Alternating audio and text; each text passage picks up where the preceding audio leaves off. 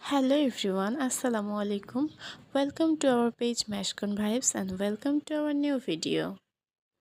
আজকে বানাবো সাদা পোলাও মানে বিরিয়ানির কসমেটিক্স ছাড়া ভার্সন আর কি।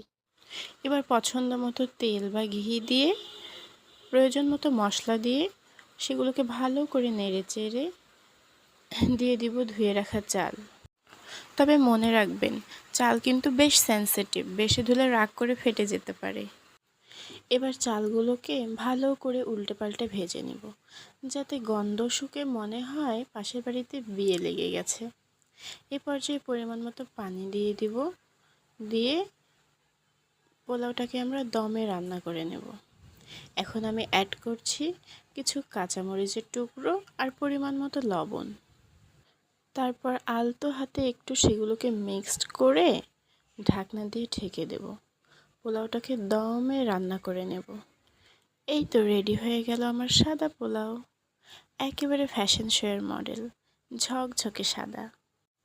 এই সাদা পোলাও খাওয়ার পরে কেউ যদি বলে মজা লাগেনি, তাহলে বুঝে নেবে তার নাক ব্লক।